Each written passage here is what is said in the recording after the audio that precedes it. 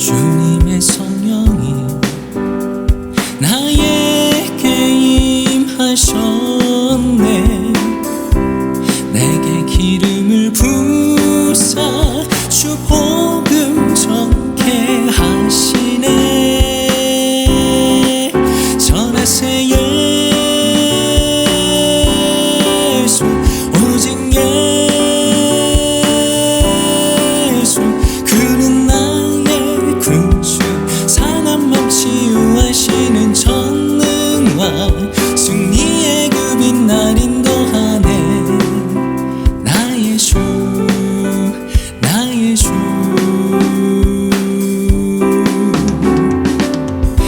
주 나를 부르사 죄악과 어둠에서 방황하는 영혼을 구하라 말씀하시네. 전하세 예수, 오직 예수. 그는 나의 구주, 상한 맘 치유하시는 전능왕. 승리의 그 빛날 인도하네. 나의 주, 나의 주.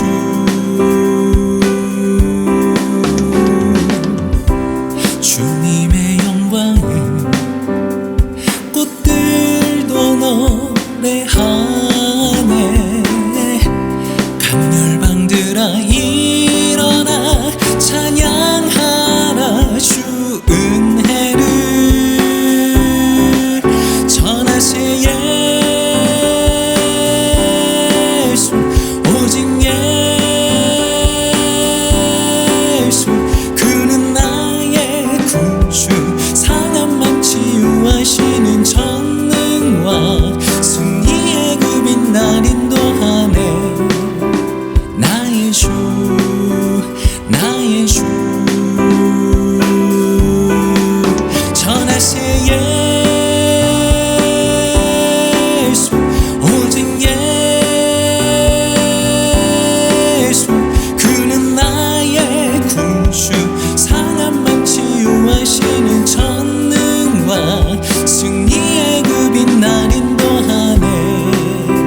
나의 주, 나의 주.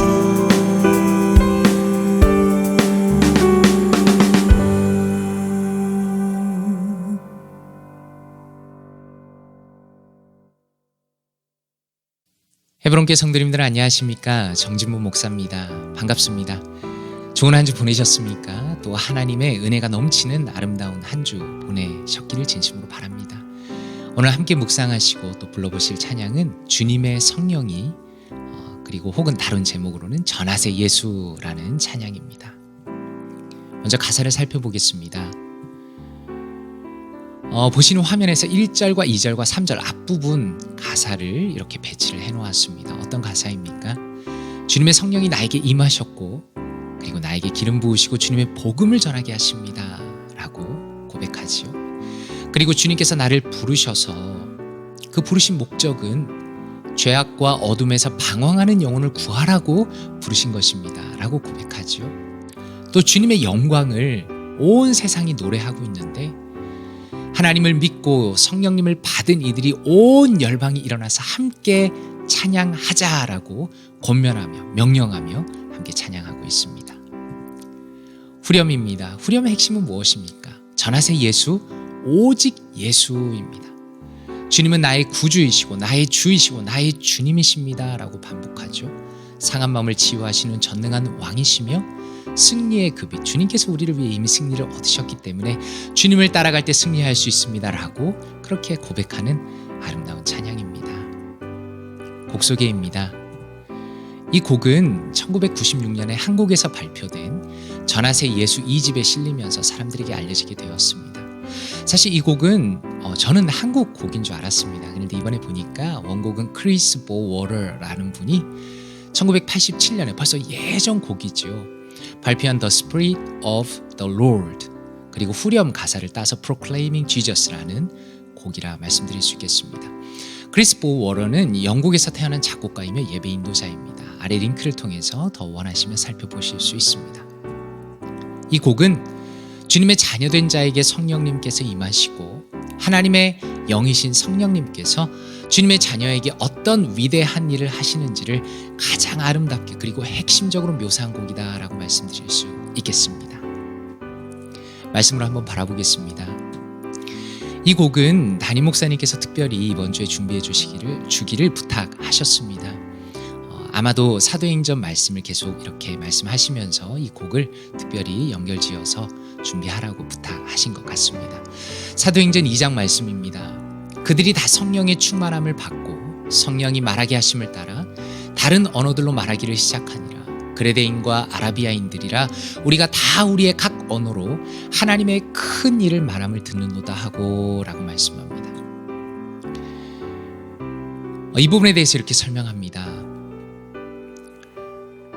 오순절에 성령 강림이 있은 이후에 제자들이 나가서 성령의 충만함을 받고 다양한 사람들의 언어로 하나님의 큰일 복음을 전파하였죠.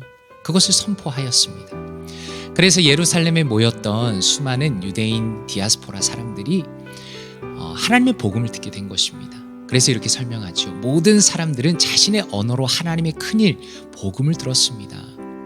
그런데 이렇게 다양한 언어로 하나님의 복음을 듣게 되었다는 것은 마치 창세기 11장에서 하나님을 반역하였던 사람들이 바벨탑 사건으로 인해서 흩어져 버렸지만 이제는 하나님의 그 놀라운 역사함에 따라서 하나님의 복음으로 수많은 사람들이 다시 모이게 되는 하나님의 새로운 공동체, 새로운 연합을 보여준다라는 것입니다. 그래서 이렇게 설명하고 있죠. 누구도 막을 수 없는 하나님의 일하심이 만들어내는 사람들의 그 아름다운 연합을 설명하고 있습니다. 라고 설명하고 있습니다.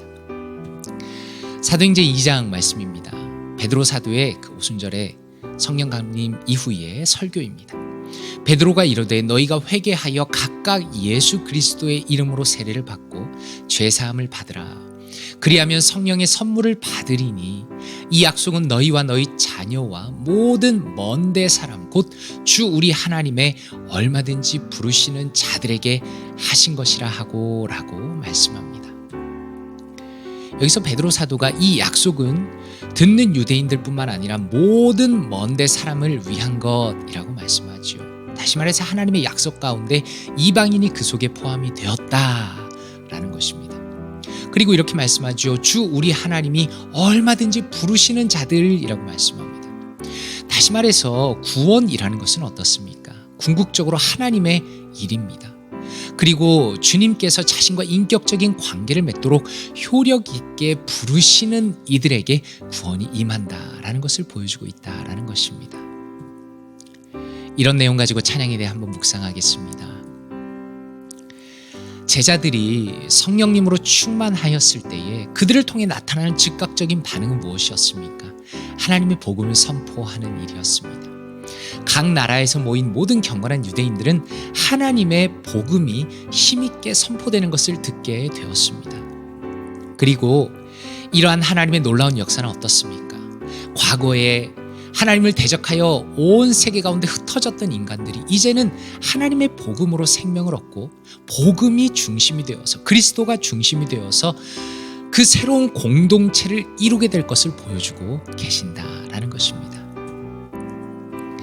베드로 사도의 선포처럼 하나님께서는 그분의 주권 가운데 그분의 뜻에 따라 죄인들을 부르시며 구원하십니다. 그런 의미에서는 구원은 철저하게 하나님의 주권에 속해 있는 것입니다. 그러나 동시에 복음의 메시지는 누구에게나 열려 있습니다. 유대인만이 아니라 우리를 포함한 이방인들에게도 하나님께서는 그리스도를 믿을 수 있는 놀라운 특권을 허락하셨다라는 것입니다. 성령님은 내가 구원받을 때 한 번 결정적으로 나에게 임재하시는 것이지만 우리는 성령님의 다스리심과 그분의 충만함을 늘 지속적으로 간구해야 합니다. 하나님의 영이신 성령님을 통해 높이며 우리를 이끄시는 대로 그분께 기꺼이 순종하며 따라가야 한다라는 것입니다. 그것이 오늘 찬양 가운데 우리가 주님이시다, 우리가 하나님께서 우리의 주님이시다라고 고백한 그 의미다라고 말씀드릴 수 있겠죠. 그래서 이 찬양의 고백처럼 우리가 그리스도를 믿고 하나님의 은혜를 이미 경험하였기 때문에 우리는 하나님을 마땅히 찬양해야만 하는 사람들입니다. 결론적으로 성령이 충만한 사람은 어떤 사람입니까? 능동적으로 예수 그리스도의 복음을 전하고 적용하는 사람들이고, 또한 능동적으로 하나님을 찬양하는 사람이다 라고 말씀드릴 수 있겠습니다. 묵상하며 함께 찬양하기 원합니다. 오늘의 이 찬양을 통해서 성령 하나님을 더 의지하기 원합니다. 예수 그리스도를 더 확실히 우리의 구주로 고백하기 원합니다. 하나님의 영광을 찬양하기 원하고요. 오직 예수 그리스도를 전하는 그 아름다운 모습이, 또 주님께 순종하는 그 아름다운 모습이 우리 가운데 넘치기를 원합니다.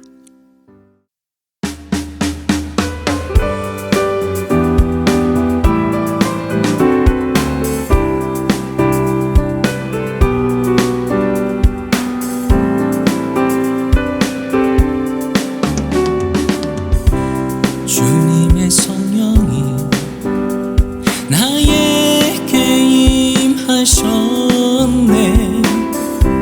내게 기름을 부사 주 복음 전케 하시네. 전하세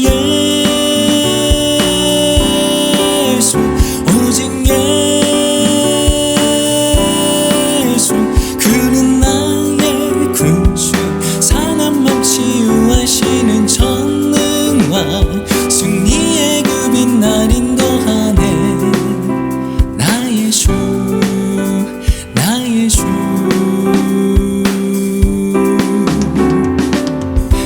주 나를 부르사 죄